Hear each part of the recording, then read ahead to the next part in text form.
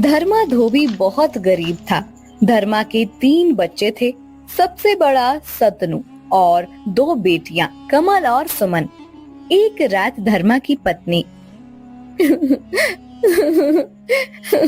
सुनिए जी।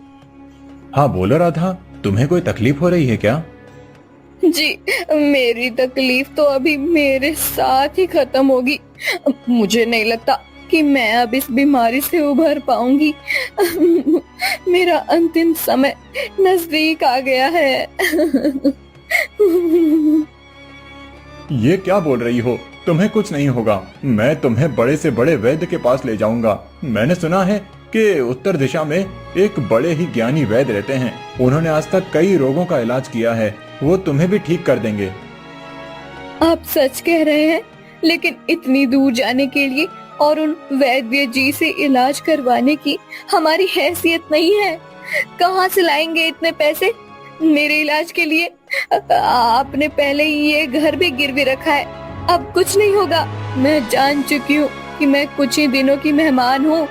मैं आपसे सिर्फ इतना कहना चाहती हूँ, मेरे जाने के बाद आप हमारे 3 बच्चों का अच्छे से ख्याल रखिएगा। उन्हें मेरी कमी महसूस मत होने दीजिएगा। धर्मा राधा की बात सुनकर बहुत दुखी हो गया। कुछ दिनों के बाद राधा का देहांत हो गया। अब घर के साथ 3 बच्चों की जिम्मेदारी धर्मा पर आ गई थी। एक दिन भद्रा, अब इतनी सी कमाई में गुजारा करना मुश्किल हो रहा है। राधा के इलाज के लिए पहले ही इतना कर्जा लिया हुआ है और घर भी गिरवी रखा है। समझ नहीं आता कि आमदनी बढ़ाने के लिए क्या करूं। कल ही पता चला है कि राजमहल में राज्य वस्त्र धोने के लिए एक धोबी की जरूरत है। तुम मंत्री जी को जाकर मिलो, शायद वो तुम्हारा काम कर दें। अगले दिन धर्मा मंत्री को जाकर मिलता है। मंत्री जी, मैंने सुना है कि महल के वस्त्र धोने के लिए एक धोबी की जरूरत है। हाँ, जरूरत तो है, लेकिन हमें ऐसा धोबी चाहिए जो विश्वास पात्र हो। राजमहल के वस्त्र कितने ऊंचे होते हैं, ये तो तुम्हें पता होगा। एक भी वस्त्र इधर उधर नहीं होना चाहिए।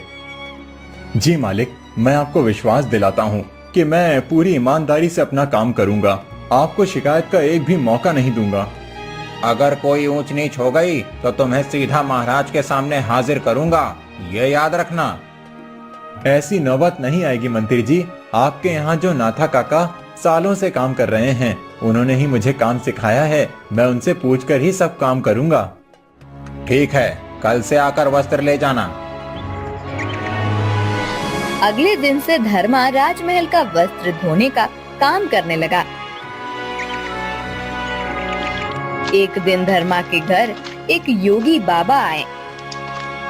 वत्स, भूखा हूँ, कुछ खाना खिलाओ।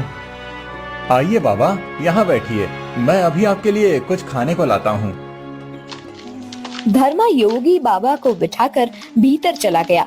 उसने अपनी पूरी रसोई में ढूंढा, लेकिन बाबा जी का पेट भर सके इतना पर्याप्त खाना उसके पास नहीं था। धर्मा ने एक डिब्बे देखा, 2 रोटियां बन सके उतना ही आटा बाकी था। धर्मा ने उस आटे की कटोरियां बनाई। फिर बाबा जी क्षमा करें, लेकिन मेरे पास आपका पेट भर सके उतना पर्याप्त खाना नहीं है। जो आटा बचा था उसकी 2 रोटियां बनाई हैं। इसे खाकर मुझे कृतार्थ करें। तुम्हें क्षमा मांगने की आवश्यकता नहीं है। इतना खाना मेरे लिए पर्याप्त है, और ये खाना मेरे लिए पर्याप्त है या नहीं, इससे महत्वपूर्ण ये है कि तुमने अपने या अपने परिवार के बारे में विचार ना करते हुए घर में जितना भी खाना था वो मुझे दिया। तुम सत्य में एक दयावान मनुष्य हो। तुम्हारे छोटे छोटे बालक हैं, परंतु फिर भी तुमने एक भी बार विचार नहीं किया कि अगर सारा खाना बाबा जी को दे दिया तो वो बालक भूखे रह जाएंगे। मैं तुमसे अति प्रसन्न हूँ वत्स। आपका आभार योगी बाबा, लेकिन मैं क्या करूं? इस गरीबी से जितना छुटकारा पाने की कोशिश करता हूं, उतनी ये बढ़ती ही रहती है। इसका एक ही उपाय है वत्स, शिक्षा। शिक्षा ही तुम्हारे परिवार को इस गरीबी से बाहर ला सकती है। तुम्हारे इस पुत्र को अच्छी शिक्षा दो ताकि ये आगे जाकर कुछ ऐसा काम कर सके जिससे वो तुम्हारे परिवार की सहायता कर सके। लेकिन बाबा जी, हमें कौन शिक्षा देगा? हम गरीबों को शिक्षा लेने के नाम पर भी उपहास का पात्र बनाया जाता है और शिक्षा इतनी महंगी होती है कि मैं मेरे बेटे को पढ़ा नहीं सकता। अगर ऐसी बात है तो तुम अपने पुत्र को मेरे साथ भेजो। मैं तुम्हारे पुत्र को शिक्षित करूंगा, उसे सारी विद्याओं का ज्ञान दूंगा जिससे ये आगे जाकर एक ऐसा युवक बने कि हर कोई इसे अपने साथ काम करने के लिए बुलाए। योगी बाबा की बात धर्मा ने मान ली और अपने बेटे शंतनु को भेज दिया। 12 साल बीत गए। 12 सालों बाद शंतनु एक युवा बनकर लौट आया। उसने जो शिक्षा योगी बाबा से प्राप्त की थी, उसका तेज उसके चेहरे पर साफ झलक रहा था। धर्मा अपने बेटे के आने की खुशी मना ही रहा था कि तभी मंत्री का एक सेवक आया और उसने धर्मा को महल में हाजिर होने को कहा। धर्मा राजमहल चला गया। फिर महाराज, ये वही धोबी है जिसने राजमहल के वस्त्रों की चोरी की है। मंत्री की बात सुनकर धर्मा के पैरों तले जमीन खिसक गई। नहीं महाराज, मैंने कोई चोरी नहीं की है। महाराज, ये असत्य बोल रहा है। मेरे सेवक ने कल इसे 15 वस्त्र धोने को दिए थे, परंतु जब इसने वस्त्र वापस किए तब वो सिर्फ 12 ही थे। नहीं महाराज, सेवक ने मुझे सिर्फ 12 ही वस्त्र दिए थे। अच्छा, तो मैं असत्य बोल रहा हूँ? नहीं, मैं ऐसा नहीं कह रहा हूँ, लेकिन मैंने चोरी नहीं की है। मैं तो यहाँ सालों से काम कर रहा हूँ। आज तक कभी भी मैंने एक भी वस्त्र को इधर उधर नहीं किया, तो आज मैं ऐसा क्यों करूँगा? क्योंकि इस बार जो तुम्हारे पास वस्त्र धुलने के लिए आए थे उनमें सोने के तार लगे हुए थे। उन सोने की तारों को देखकर तुम्हारी नीयत में खोट आई होगी। नहीं महाराज, ये सच नहीं है।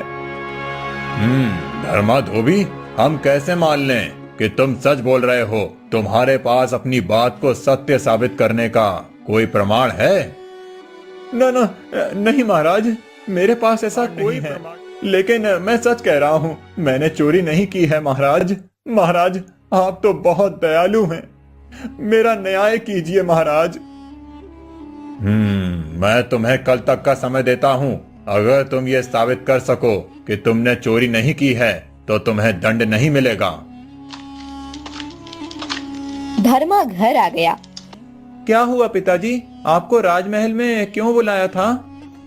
क्या बताऊं बेटा, तुम आज ही आए हो, लेकिन मैं तुम्हें इतने सालों बाद मिलने की खुशी भी नहीं मना सका। बेटा, मंत्री का कहना है कि मैंने सोने के तार लगे हुए राज्य वस्त्र चुराए हैं। क्या? वो ऐसा कैसे कह सकते हैं? बेटा, उनका कहना है कि उन्होंने मुझे 15 वस्त्र दिए थे, जबकि मेरे पास तो सिर्फ 12 ही वस्त्र आए थे धुलने के लिए। पिताजी, आपको पक्का याद है आपके पास 12 ही वस्त्र आए थे? हाँ बेटा, मैं वस्त्रों की गिनती में कभी कोई गलती नहीं करता। मैं इतने सालों से ये काम कर रहा हूँ, अब तो मैं देखकर ही बता सकता हूँ कि कितने वस्त्र हैं। कमल और सुमन से पूछते हैं। शायद ऐसा हुआ हो कि आप घर नहीं हैं, तब कोई सेवक आकर वस्त्र दे गया हो। सुमन, कमल, यहाँ आओ। जी भैया। मुझे याद करके बताओ कि उस दिन मंत्री जी की तरफ से कोई सेवक आकर वस्त्र देकर गया था? भैया, जब सेवक आया था तब पिताजी घर पर ही थे। पिताजी ने सारे वस्त्र गिन कर लिए थे। नहीं, उसके बाद जब पिताजी वस्त्र धोने के लिए गए थे तब फिर से कोई आकर गया होगा। नहीं भैया, पिताजी के जाने के बाद कोई नहीं आया था। मतलब पिताजी आप जैसा कह रहे हैं उन्होंने आपको सिर्फ 12 ही वस्त्र दिए थे। हाँ बेटा, लेकिन दिक्कत यह है कि ये बात मैं साबित कैसे करूं? महाराज ने मुझे कल तक का समय दिया है। उन्होंने कहा है कि मुझे कल ये साबित करना होगा कि सेवक ने मुझे 12 ही वस्त्र दिए थे। पिताजी, जब उसने आपको वस्त्र दिए थे तब उसके सामने आपने गिने थे? हाँ बेटा, पूरे 12 वस्त्र थे, लेकिन अब मैं ये बात साबित कैसे करूं? मेरे पास तो कोई प्रमाण नहीं है और ना ही कोई गवाह। सुमन और कमल की बात कोई नहीं मानेगा, क्योंकि वो मेरी बेटियां हैं। और बाहर का कोई आदमी वहाँ पर मौजूद ही नहीं था उस समय। पिताजी, आप बिल्कुल भी चिंता मत कीजिए, हम तीनों को आप पर पूरा विश्वास है। तुम लोगों का तो विश्वास है बच्चों, लेकिन अगर महाराज को विश्वास नहीं हुआ तो वो मुझे उस बात का दंड देंगे जो गुनाह मैंने किया ही नहीं है। जिंदगी भर गरीबी से गुजरता रहा और अब इस उम्र में अब ये चोरी के इल्जाम की जिल्लत। पिताजी, आप ज्यादा मत सोचिए, निश्चिंत होकर सो जाइए। मैं योगी बाबा के पास से शिक्षा प्राप्त करके आया हूँ और अब मुझे उस शिक्षा का प्रयोग आपको न्याय दिलाने में करना होगा। कल ही मैं आपके साथ राजमहल में चलता हूँ, फिर देखना क्या होता है। अगले दिन धर्मा के साथ संतनु राज दरबार में पहुंचता है। दरबार में महाराज के साथ मंत्री और बाकी सब मौजूद होते हैं। धर्मा, कल मैंने तुम्हें कहा था कि अपनी बेगुनाही का प्रमाण लेकर आना। तुम ऐसा कोई प्रमाण लाए हो? महाराज की जय हो। महाराज, मैं धर्मा धोबी का बेटा शांतनु हूँ। मैं प्रमाणित करूँगा कि मेरे पिताजी बेगुनाह हैं और उन्होंने चोरी नहीं की है। अच्छा, ऐसा कौन सा प्रमाण है तुम्हारे पास? महाराज, मुझे मंत्री जी से बात करनी है। मंत्री जी आपसे कह रहे हैं कि आपके सेवक ने पिताजी को 15 वस्त्र दिए थे, लेकिन पिताजी कह रहे हैं कि उन्हें सिर्फ 12 ही वस्त्र मिले। तो आपके सेवक के पास कोई प्रमाण है कि वो सच बोल रहा है? युवान, तुम्हारा इतना दुस्साहस कि तुम राज्य के मंत्री के सेवक पर संदेह करो। हम सभी सेवकों को जांच परख कर ही काम सौंपते हैं। मेरा सेवक कभी असत्य नहीं कह सकता। तुम्हारे पास कोई प्रमाण या साक्षी हो तो बताना। हाँ, मेरे पास एक साक्षी है। लेकिन मंत्री जी, जब मैंने धोबी को वस्त्र दिए तब वहाँ उनकी बेटियों के सिवा और कोई नहीं था।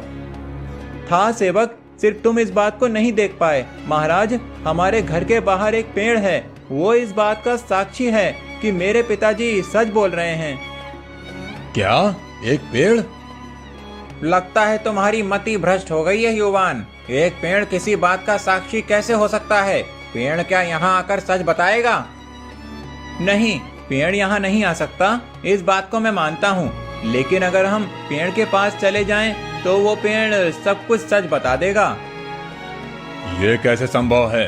कोई पेड़ बोल कैसे सकता है? महाराज, मैंने 10 वर्षों तक एक योगी बाबा के पास शिक्षा ग्रहण की है। उन्होंने मुझे अपनी योग माया भी सिखाई है।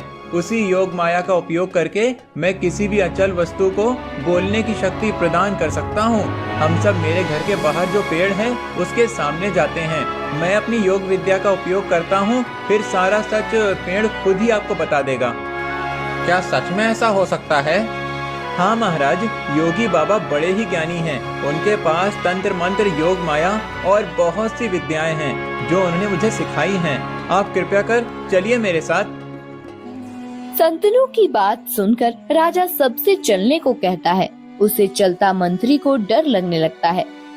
महाराज, आपको इतनी दूर जाने की कोई आवश्यकता नहीं है।